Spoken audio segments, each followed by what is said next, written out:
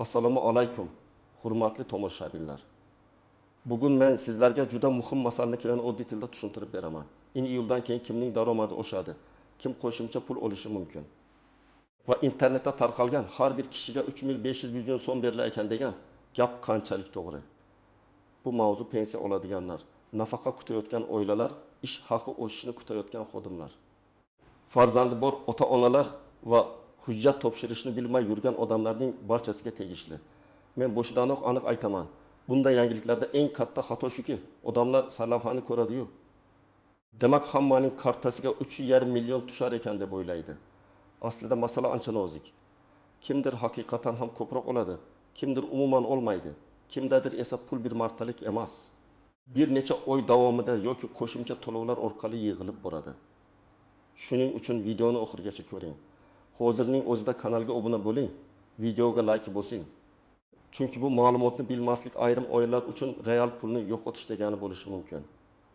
Avval qanday edi?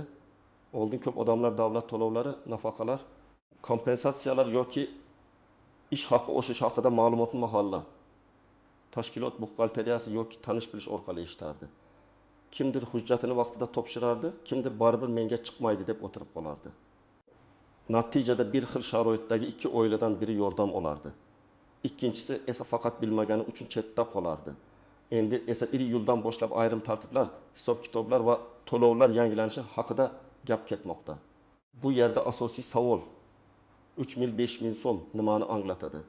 Men ekspert sifatida buni shunday tushuntiraman. Bunday raqam ko'pincha bir kishiga avtomatik beriladigan naqd pul emas.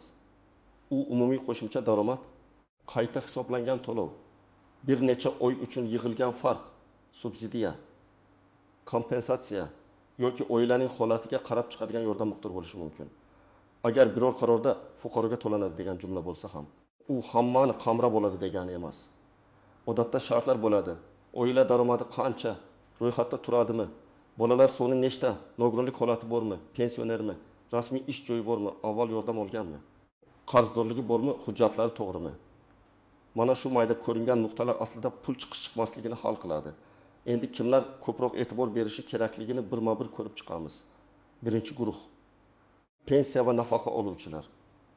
Agar 1 yildan pensiya yoki nafaqa miqdori qayta ko'rib chiqilsa, eng avvalo doimiy to'lov oladigan insonlarda o'zgarish seziladi. Masalan, bir pensiyani oyiga 1 mil 2 mil so'm olayotgan bo'lsa, indeksatsiya yoki qo'shimcha ustama hisobiga uning oylik to'lovi 1 million 2 ming so'mga chiqishi mumkin. Bu yerda odam menga 3 mil 5 million so'm berilmadi-ku deb xafa bo'lmasligi kerak. Chunki ayrim hollarda 3,5 million so'm degan raqam 1 yil davomida qo'shimcha yig'iladigan farq bo'lishi mumkin. Oyiga 2,9 ming so'm qo'shilsa, indiki oyda 3 million 80 ming so'm bo'ladi. Demak, sarlavhadagi katta raqam o'rtada oylik kichik, lekin doimiy oshishayotgan bo'lishi ehtimol. Ikkinchi guruh: kam ta'minlangan oilalar. Masalan, oilada 5 kishi yashaydi, ota mavsumiy ishlaydi, ona bolalar bilan uyda. 3 nafar farzand maktabda o'qiydi. Bunday oilaning rasmiy daromadi past bo'lsa, mahalla yoki ijtimoiy himoya tizimi orqali yordamga ariza berish imkoniyati bo'lishi mumkin. Agar oilaga bola puli, moddiy yordam yoki boshqa kompensatsiya tayinlansa, umumiy hisobda bir necha oy ichida 300-500 ming so'mga yaqin yoki undan ko'p pul chiqishi mumkin. Lekin bu avtomatik emas. Ariza, tekshiruv, oilaning real daromadi va elektron bazalardagi ma'lumotlar asosiy rol o'ynaydi. Uchinchi guruh: farzandli oilalar. Ayniqsa 2 yoki undan ortiq farzandi bor, maktabgacha yoshdagi bolasi bor.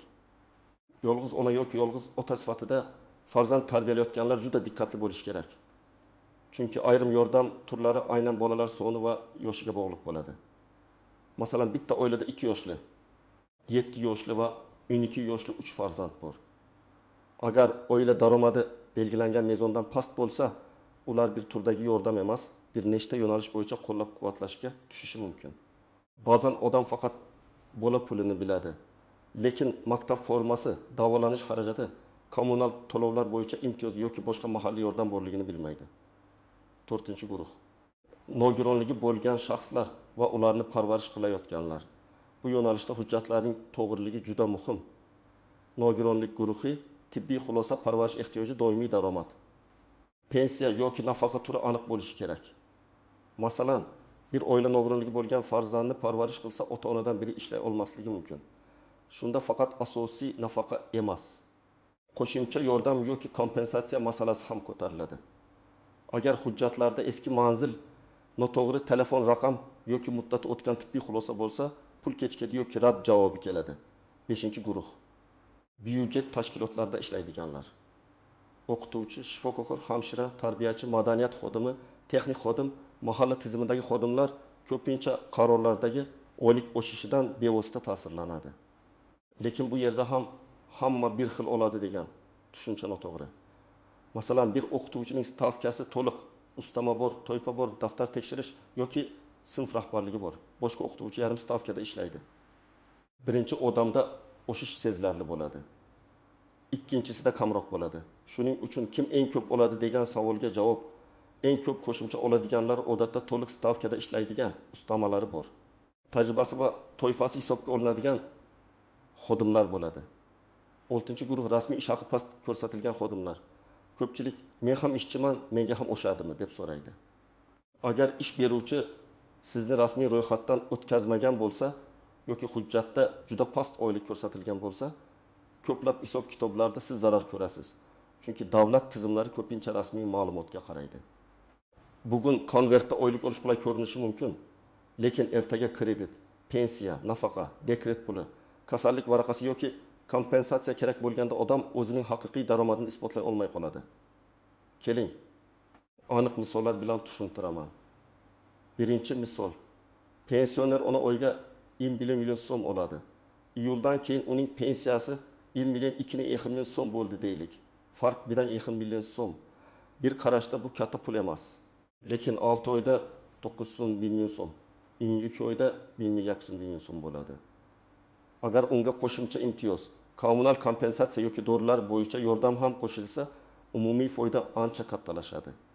Ikkinchi misol. 4 farzandli oila. Otaning rasmiy daromadi 2 million so'm, onaning daromadi yo'q. Oilada 6 kishi bor. Har bir kishiga to'g'ri keladigan daromad past bo'lsa, arza topshirilganda ijtimoiy yordam tayinlanishi mumkin. Agar oilaga oyga 7 so'm yordam chiqsa, bir oyda 5 so'm bo'ladi. Mana sarlavhadagi raqam qayerdan kelishi mumkin. Lekin agar oila arza bermasa, hujjat topshirmasa yoki elektron bazada otaning nomida qo'shimcha mol-mulk ko'rinsa, yordam chiqmasligi ham mumkin. 3-misol. Byudjet xodimi. Hamshira stavkada ishlaydi. Tungi navbatchiliklari bor. Qo'shimcha ustama oladi. Agar bazaviy maosh oshsa, faqat asosiy oylik emas, ayrim ustamalar ham shu asosda qayta hisoblanishi mumkin. Natijada qo'shimcha 300 ming yoki 500 ming so'm bo'lishi mumkin. Boshqa xodim esa yarim stavkada ishlaydi va ustamasi yo'q. Unda oshish 1 ming yoki 1,5 ming so'm atrofida bo'lishi mumkin. Shuning uchun odamlar bir-biri bilan solishtirib, nega unga ko'p, menga kam deb asabiylashmasligi kerak. Hisob kitob, lavozim, stavka, to'yfa, ish vaqti va ustamalarga bog'liq. 4-misol. Yolg'iz ona, u 2 farzandni boqadi, ijara uyda yashaydi, rasmiy ish joyi yo'q. Bunday vaziyatda eng katta xato men ishlamayman, demak menga hech narsa chiqmaydi deb o'ylash. Aksincha, ayrim yordamlar aynan daromadi past oilalarga mo'ljallangan. Lekin u pasport, bolalarning tug'ilganlik guvohnomasi, yashash manzili, oilaviy holat hujjatlari va daromad bo'yicha ma'lumotlarni tartibga keltirishi kerak. Agar hujjatlar tarqoq bo'lsa, jarayon cho'ziladi. Endi eng muhim istisnolar va yashirin nuqtalarga o'tamiz. Birinchi nuansa. Hamma to'lov ham avtomatik tushmaydi. Ba'zi to'lovlar avtomatik qayta hisoblanadi. Masalan, pensiya yoki rasmiy ish haqi. Lekin moddiy yordam, subsidiya, kompensatsiya kabi yo'nalishlarda ko'pincha arza kerak bo'ladi. Davlat o'zi bilib beradi deb kutib o'tirish har doim ham to'g'ri emas. Ikkinchi nuansa oilaning umumiy daromadi hisoblanadi. Ayrim odamlar faqat o'zining oyligini aytadi, lekin turmush o'rtog'ining daromadi, nomidagi avtomobil, yer, uy, ijara tushumi yoki boshqa ma'lumotlar ham bazada ko'rinishi mumkin. Masalan, odam amalda kambag'al yashayotgandek ko'rinadi, lekin uning nomida bir nechta avtomobil bo'lsa yoki yaqinda katta xarid qilgan bo'lsa, tizim yordamni rad qilishi mumkin. Bu adolatli yoki adolatsiz degan bahs boshqa masala. Lekin amaliyotda ma'lumotlar tekshiriladi. 3-nuansa, propiska va real yashash joyi. Ko'p oilalar bir joyda ro'yxatda, boshqa joyda yashaydi. ariza qayerdan topshiriladi, mahalla qaysi hudud bo'yicha ko'rib chiqadi. Bolalar qayerda o'qiydi, ijarada yashash tasdiqlanganmi? Bularning hammasi muhim. Agar siz Toshkentda ishlasangiz, lekin viloyatda ro'yxatda tursangiz, yordam masalasida qaysi hududga murojaat qilishni oldindan aniqlab oling. 4-nuanji qarzdorlik va ijro hujjatlari. Ayrim to'lovlar kartaga tushganda qarzdorlik sabab ushlab qolinishi mumkin. Masalan, aliment qarzi, kredit bo'yicha sud qarori yoki boshqa ijro hujjati bo'lsa, odam pul tushdi, lekin darrov yechildi, holatiga duch keladi. Shuning uchun kartangizda cheklov bormi? Ijro byurosida ochiq ish bormi? Bank hisoblaringiz bloklanganmi? Buni tekshirish kerak. 5-nuanji firibgarlardan ehtiyot bo'lish. 3500 so'm olish uchun shu havolaga kiring. Plastik karta raqamingizni yuboring. SMS kodini ayting. Oldindan 50 so'm to'lang degan xabarlar xavfli. Davlat to'lovlari uchun hech kim sizdan SMS kod so'ramaydi.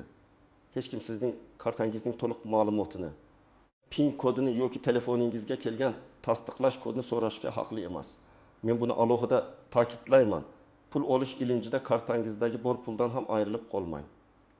6-nuanji menga qo'shnimga chiqqan. Menga ham chiqishi kerak degan fikr har doim ishlamaydi. Qo'shningizning oilasida farzandlar soni boshqa, daromadi boshqa, rasmiy holati boshqa, nogironlik hujjati bor bo'lishi mumkin. Tashqaridan ikki oila bir xil ko'rinadi. Lekin tizim ichida farqlar juda ko'p bo'ladi. Shuning uchun solishtirishdan ko'ra o'z hujjatingizni tekshirtirish to'g'riroq. Endi nima qilish kerak? Men sizga aniq qadamlarni aytaman. Birinchi qadam, o'zingizning holatingizni aniqlang. Siz pensionermisiz, byudjet xodimimisiz, kam ta'minlangan oilamisiz, farzand puli olishga da'vogarmisiz, nogironlik nafaqasi bo'yicha murojaat qilmoqchimisiz yoki subsidiya kerakmi? Har bir yo'nalishning tartibi boshqacha. Ikkinchi qadam, hujjatlarni tartibga keltiring. Pasport yoki ID karta, bolalarning tug'ilganlik guvohnomasi, nik yoki ajrim hujjati, nogironlik bo'lsa tibbiy xulosa, pensiya guvohnomasi. Ish joyidan ma'lumotnoma, bank karta rekvizitlari, yashash manzili bo'yicha ma'lumot, ijara shartnomasi bo'lsa, uning nusxasi kerak bo'lishi mumkin. Hujjatlarning muddati o'tmaganiga, ism, familiya bir xil yozilganiga, telefon raqamingiz faol ekaniga e'tibor bering. 3-qadam, rasmiy joyga murojaat qiling. Mahalla tuman ijtimoiy himoya bo'limi, pensiya jamg'armasi, ish joyingiz buxgalteriyasi, yagona interaktiv davlat xizmatlari portali yoki tegishli tashkilotning rasmiy kol markazi orqali ma'lumot oling. Faqat Telegramdagi noma'lum kanallarga ishonib qolmang. Rasmiy javob so'rang. Ariza raqamini yozib oling. Topshirilgan sanani saqlab qo'ying. 4-qadam, arizada aniq yozing. Yordam bering deb umumiy yozish o'rniga holatingizni tushunarli ko'rsating. Oilada nechta kishi bor? Daromad manbalari qanday? Nechta farzand bor? Ijara yoki davolanish xarajati bormi? Oldin yordam olganmisiz? Hozir qaysi yordamlarga murojaat qilyapsiz? Ariza qanchalik aniq bo'lsa, ko'rib chiqish ham shunchalik oson bo'ladi. 5-qadam, rad javobi kelsa, sababini so'rang. Ko'p odamlar rad javobini ko'rib, tamom, menga chiqmas ekan deb to'xtaydi. Aslida rad sababini bilish kerak. Balki daromad yuqori chiqqandir, balki hujjat yetishmagandir. Balki elektron bazada xato ma'lumot turgandir. Masalan, eski ish joyingiz hali ham faol ko'rsatilayotgan bo'lishi mumkin yoki nomingizda sotib yuborilgan avtomobil turib qolgan bo'lishi mumkin. Bunday xatolarni tuzatish mumkin. 6-qadam, pul tushishini nazorat qiling. Agar sizga to'lov tayinlangan bo'lsa, karta ishlayaptimi, bank hisobingiz bloklanmaganmi, telefon raqamingiz o'zgarmaganmi, SMS xabarlar kelyaptimi? Bularni tekshiring. Ba'zida yordam tayinlanadi, lekin karta muammosi yoki bank rekvizitidagi xato sabab pul kechikadi. 7-qadam, oilangizdagi keksalar va internetdan kam foydalanadigan qarindoshlaringizga yordam bering. Ko'p pensionerlar, yolg'iz yashovchi onaxonlar yoki otaxonlar yangilikni eshitadi, lekin qayerga borishni bilmaydi. Ularning hujjatini ko'rib bering, telefon qilib aniqlashtiring. Kerak bo'lsa birga boring. Bu oddiy yordam ularga katta pulni saqlab qolishi mumkin. Endi kimlar ortiqcha vahima qilmasligi kerak. Agar siz rasmiy ishda ishlasangiz, oyligingiz o'z vaqtida tutsa, ish joyingiz buxgalteriyasi hamma hisob kitobni qilsa, siz faqat hisob varaqasini tekshirishingiz kerak. Agar oshish bo'lsa, odatda buxgalteriya uni avtomatik hisoblaydi. Lekin baribir iyul oyligi chiqqanda hisob kitob varaqasini so'rang. asosiy maosh qancha, ustama qancha, soliq qancha, qo'lga tegadigan summa qancha. Agar siz pensiya olsangiz, pensiya miqdori qayta hisoblanganini bank SMS yoki pensiya bo'limi orqali tekshirishingiz mumkin. Har safar navbatda turish shart emas. Lekin miqdor keskin kamayib ketsa yoki kutilgan o'sish bo'lmasa, albatta so'rang. Uyalmaymanmi deb o'ylamang. Bu sizning haqingiz.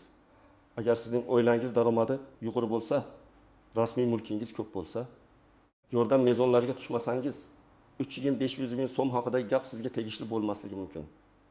Bu yomon xabar emas. Shunchaki qarorlar odatda eng muhtoj qatlamni qo'llab-quvvatlash uchun ishlaydi. Lekin ish haqi, soliq imtiyozi yoki boshqa umumiy tartiblar sizga baribir ta'sir qilishi mumkin. Men bu savolga aniq javob berman. Eng ko'p qo'shimcha oladiganlar odatda bir nechta omil bir joyda to'plangan insonlar bo'ladi.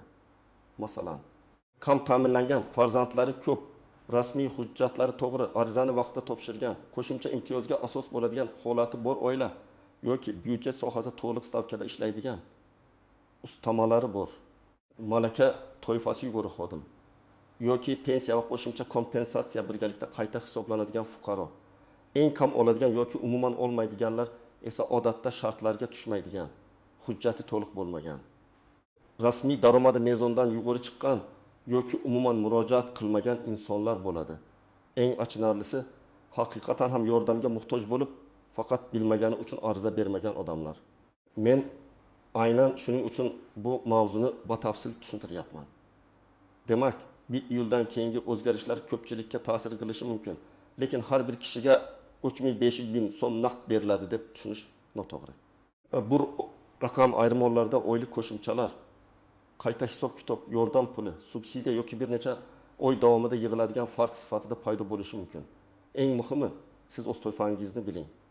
Hujjatlaringizni tekshiring, rasmiy joyga murojaat qiling va firibgarlarga aldanmang. Men sizdan so'rayman, sizningcha bunday to'lovlar avtomatik bo'lishi kerakmi yoki odam ariza bilan murojaat qilishi to'g'rimi? Fikringizni izohlarda yozib qoldiring. Agar video foydali bo'lgan bo'lsa, like bosing, kanalga obuna bo'ling va yaqinlaringizga ham yuboring. Chunki bitta to'g'ri ma'lumot bir oilaning budjetiga katta yordam bo'lishi mumkin.